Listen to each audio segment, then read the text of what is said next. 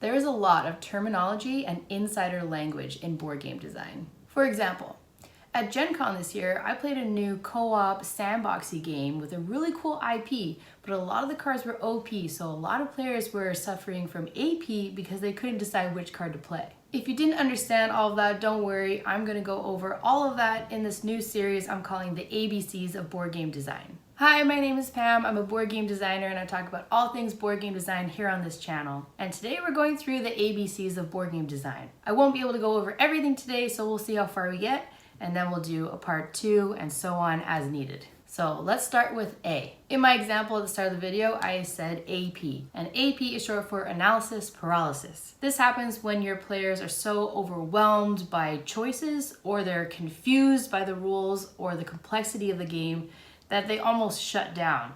They're just staring at the table, they don't know what to do, other players are looking at them, waiting for them to go. The game kind of grinds to a halt. Now in your games, you do want players to make interesting choices, but you don't want to overwhelm them with so many choices that they suffer from AP. If you find in your playtest that players do have AP, you should make sure that you're explaining your game clearly and that they understand the rules of the game, that you're not overwhelming your players by so many different options that they just don't know what to do on their turn, or if the game is just so complex that players just can't wrap their heads around it. So AP is definitely something that designers should be aware of and look out for. Asymmetrical. These are games where players interact with the game in different ways. Usually each player has a different set of rules and ways to win the game. I would say the most well-known asymmetrical game is called Root, where each player plays a different faction who has a different way of earning victory points. So you're all playing the same game, but you're interacting with the game in different ways. Abstract strategy. These are games that in general have no theme or a very, very light reference to a theme. They are usually played on a board where players are trying to capture each other's pieces. The most famous abstract strategy game would be chess. There is a light medieval theme to it, but it's essentially pieces on a board, you're trying to capture each other. Other examples of abstract strategy games would be Quirkle, Shobu, Go, and Blockus. Now let's move on to B. Board game versus tabletop versus analog. I refer to myself as a board game designer, but very few of my games actually involve a board. It is just the generic overall term accepted for physical games that usually come in a box. Some people use the term tabletop games rather than board games, but not all physical games are played on a table either. Most are, but not all. Probably the most accurate that some designers use is called analog games, essentially the opposite of digital or video games. Doesn't really matter which one you use, they're pretty much interchangeable. For simplicity's sake, I pretty much always just use board game. BGG, BoardGameGeek. This is a website that catalogs pretty much every game that exists. It's also where players can rate and review games and leave comments and discuss games. There's a ton of forums. And you can also sign up to BoardGameGeek and create an account as a game designer. And then when you have games come out, you can link those games to your profile so you can see all the different games that you've designed. BoardGameGeek also organizes an annual convention called BGGCon, where you can play a ton of different games. I haven't been myself, but I've heard it's a lot of fun. Breaking a game. Many designers and some playtesters pride themselves on being able to break a game. This means finding a design flaw that you can exploit to easily win the game, or that shows that the game is unplayable. I highly recommend playing your game through yourself to make sure you see any obvious design flaws in the game before showing it to others. Sometimes you can quite obviously see that your game idea is broken and maybe there's no way to fix it. That's fine, just move on to your next idea. But quite often, games can be fixed and unbroken. Blind playtesting. So just to back it up, playtesting is when you have other people play your game idea. So you've made a prototype for your game, you have other people play it, and they're testing out to see what works and what doesn't. That's called playtesting. Blind playtesting is when the game is very close to being finished, and now you're testing to see how clear the rules are and how easily it is played when you're not there to help explain things to the players. Usually you just provide the group with the game and the set of rules, and then you just sit back and watch. Some designers will completely remove themselves from the situation and just record the playtest to then review afterwards, or to zoom in and watch it remotely. But the idea is to see how easily your game is understood and played just out of the box. C, co-op or cooperative games. So cooperative games are games where the players are working together against the game itself. You either win together or you lose together. There are usually multiple ways to lose. usually time running out, players dying or becoming severely injured, running out of a deck of cards, not being able to place a resource on the board. And so players need to really rely on each other, communicate with each other, and work together to win the game together. Probably the most well-known designer who specializes in cooperative games and does a great job with cooperative games is Matt Leacock, who designed Pandemic and Forbidden Desert and many more.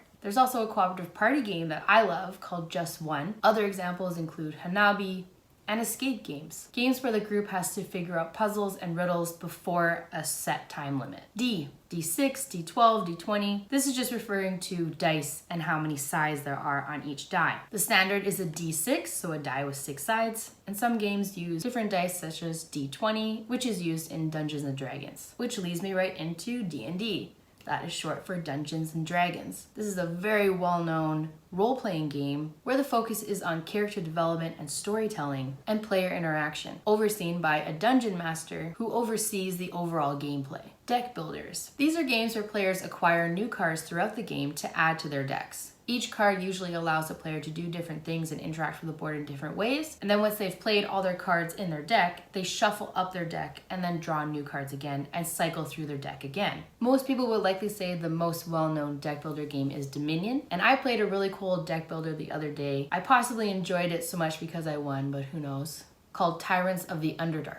I really enjoyed it, so let me know if you have any other recommendations for deck builders in the comments below. Drafting. Drafting is where players choose different resources either in a public or a private way. So the public way is called open drafting. This is where players choose resources, usually cards, from a common pool. Choosing one of the available cards and putting it in your hand in Ticket to Ride would be an example of open drafting. A game like Azul utilizes open drafting as a core mechanic to the game. This is where players have to decide which tiles they want to select, and their decision will impact what choices the other players will then have. Closed drafting. This is usually where players are dealt a hand of cards. They choose one card and then pass the rest. Players continue to do this until all cards have been selected. 2 games that use this mechanic would be Sushi Go and Seven Wonders. E. Elimination games. These are games where players can be eliminated from the game and have to wait for the game to be finished before they can start a new game and join again. I'm not a huge fan of this in games like Monopoly, where it's a game that takes a very long time to play, usually, and so you have to wait a really long time before you can play again. But in games like King of Tokyo that play very fast, I don't mind it, because it won't take long before you can join back again. Eurogames. The term Eurogame originally meant games that came out of countries like Germany, European countries. Now a game doesn't necessarily need to have a European designer or a European origin to be termed a Euro game. Euro games have a high emphasis on strategy and competition for resources rather than